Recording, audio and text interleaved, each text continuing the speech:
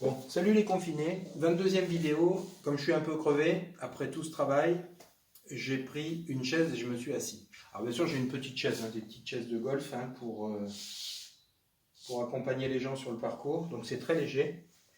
Et en fait, c'est un exercice qui est super intéressant.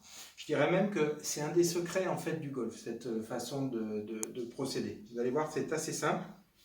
C'est-à-dire que quand vous êtes assis là, vous pouvez évidemment pas tourner beaucoup. Vous avez tout de suite une diminution naturelle de votre mouvement d'épaule. Pourquoi? Parce que le bas du corps lui bouge quasiment pas là quand vous faites ça.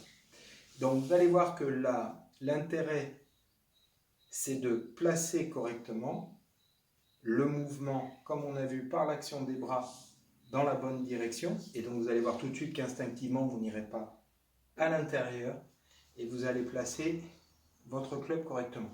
Malgré une sensation de, je dirais, de manque de mobilité du haut du corps, vous voyez que le fait de placer correctement vos bras font placer les épaules de façon quasiment parfaite, puisqu'on dit toujours qu'il faut que les épaules tournent à 90 degrés.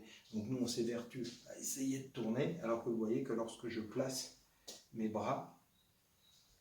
Alors, si vous regardez bien, quand je fais ça, naturellement, mon bassin a tourné un peu.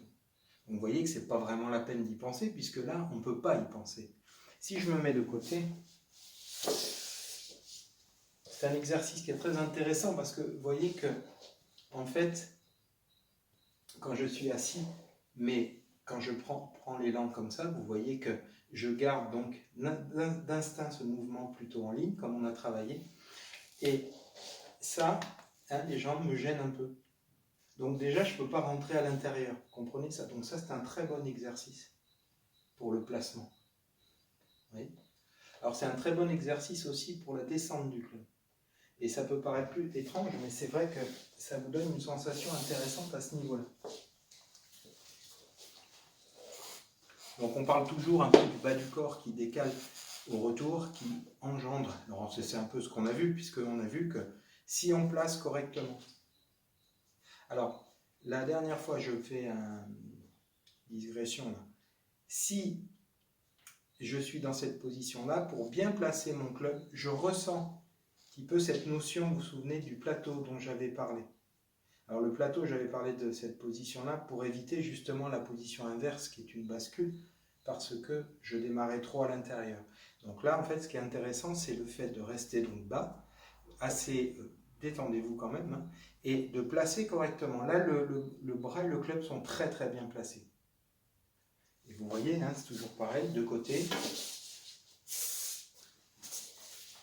Quand je suis dans cette position-là, vous voyez que j'ai plutôt cette tendance-là, vous voyez ça, le bras, plutôt que cette tendance ici. Vous êtes d'accord? Ça, c'est dangereux. Alors que ça, vous voyez que mon club, il va redescendre naturellement. Bon. Donc, je voulais vous parler de la descente. Vous allez trouver ça assez étonnant, mais si vous le faites... Alors, c'est intéressant ce petit siège-là, parce que j'ai bien les deux pieds à plat, mais c'est pas une grosse chaise large. Je prends mon élan et je descends le club.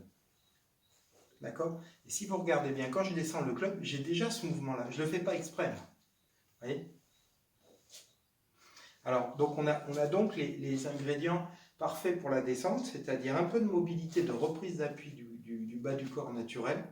Et surtout, quand vous êtes assis comme ça, vous avez le haut du corps qui, lui, ne peut pas théoriquement jouer trop tôt.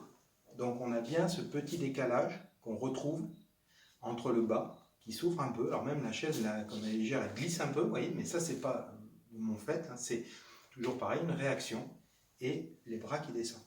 Alors en plus, c'est intéressant parce que comme vous êtes parfaitement axé, vous voyez que quand je joue comme ça, en plus je joue avec le manche très court, vous voyez, puisqu'il y a ça qui dépasse, en fait, moi je me rends compte que c'est très naturel de frapper devant. Vous voyez, regardez, quand je dis devant, c'est en opposition à quelqu'un qui frapperait en cuillère, parce qu'il tourne beaucoup, il joue en cuillère.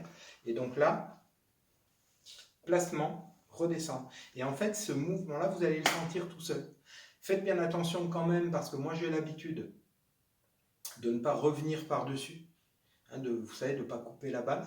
Donc, placement, descente des bras, Et là, vous allez vous retrouver dans une position qui est une frappe devant, ce qu'on voit chez les professionnels, et pas une frappe en cuillère derrière. Vous allez voir que cet exercice est super intéressant pour ça. Le défaut, parce qu'il y a toujours un défaut, c'est qu'en fait, ça donne l'impression qu'alors il y en a qui vont dire on joue qu'avec les bras. Ce qui est faux, je vous l'ai expliqué, ça bloque un peu le corps, et c'est vrai que ça rend le mouvement, la sensation un peu trop statique. Mais par contre, c'est un très très bon exercice pour sentir comment les bras se déplacent dans l'espace, comment le bras se positionne dans l'espace, le bras droit, donc le bras gauche bien sûr, et la descente, hein, le retour. Ce n'est pas un retour qui vient bloquer de l'intérieur trop, mais un mouvement qui est naturellement correct et presque parfait. Essayez ça, vous m'en direz des nouvelles.